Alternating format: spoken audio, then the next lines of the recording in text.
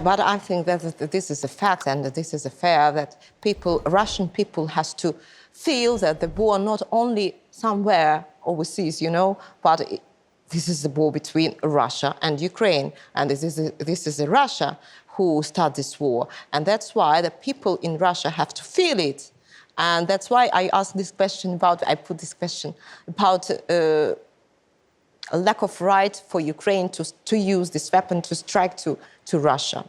I have no problem. I mean, I would absolutely support more strikes on Russia. I think that Ukraine should be striking Moscow as often as they have the chance.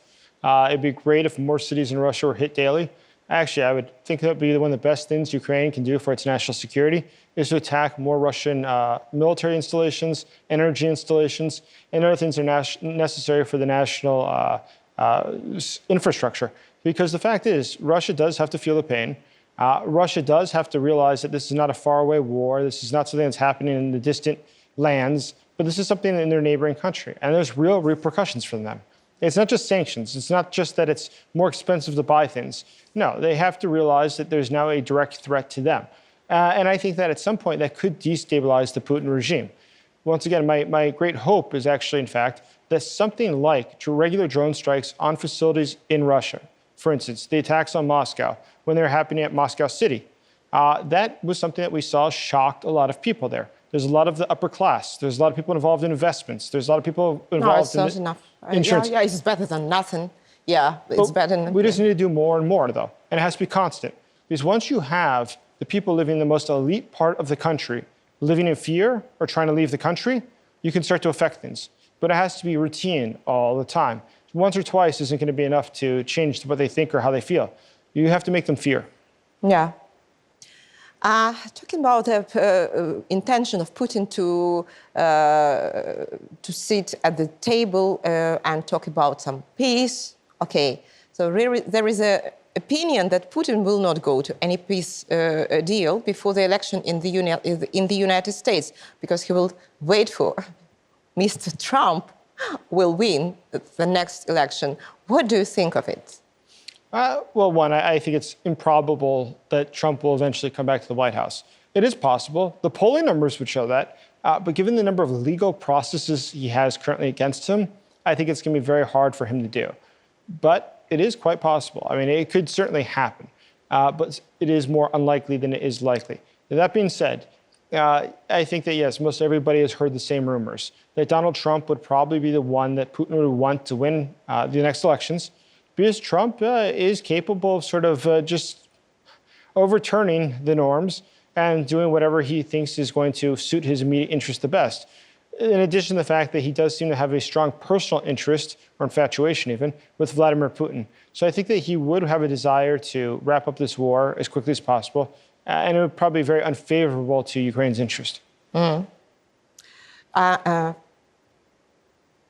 What do you think? Who can be the moderator between Russia and Ukraine if, for example, let's fantasize, and if the negotiation peace deal between Russia and Ukraine tomorrow, who could be the moderator? Which country, which state? Ultimately, if there's going to be some sort of talks between Russia and Ukraine, it would be a country probably more along the lines of Turkey or China. It would certainly not be a European country or the United States, which Putin views so negatively. It'd have to be a country that he at least respects.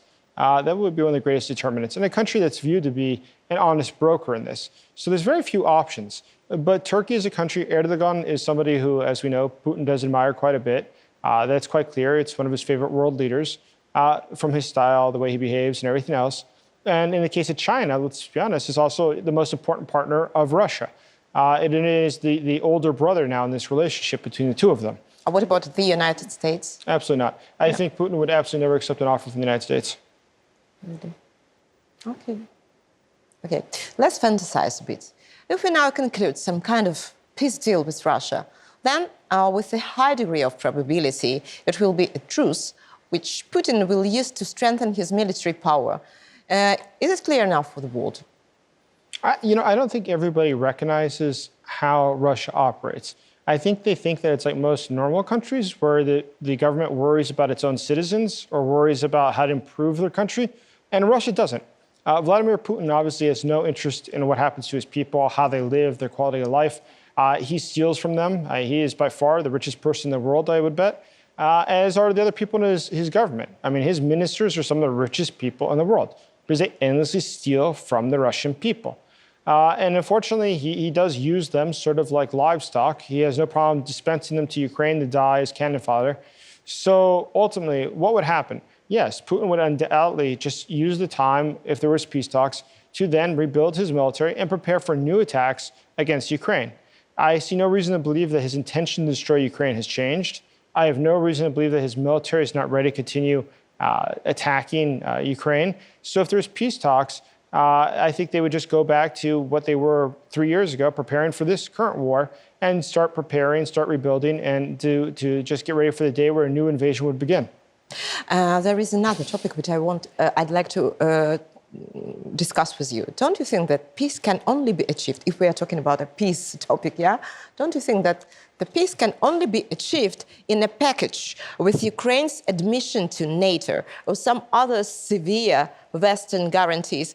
No one understands what guarantee there can be. Yeah, there may be, and no one is ready to accept Ukraine into NATO here and now. At the same time, it is already known that military expenditures have already been declared in the Russian budget, and they are twice as high as Ukrainian ones. And for me, it looks like vicious circle, you know? Well, Russia is about to invest about 30% of their budget into the military. It's more than it was during the Soviet Union. It's a significant investment. And Russia will continue to do that because, like all these other dictatorships, same as North Korea, the people of North Korea live in hunger, yet the military keeps developing ballistic missiles. The reason for that is very simple. The dictator is not very interested in how his people live. His only objective is to assure his own security. And the way he assures his own security is by making sure he's able to have the weapons to fend off anyone who were to advance upon him or to pose a risk to his regime. So I have no doubt that is exactly what Putin would do too, or is doing, is robbing his own people and developing his military.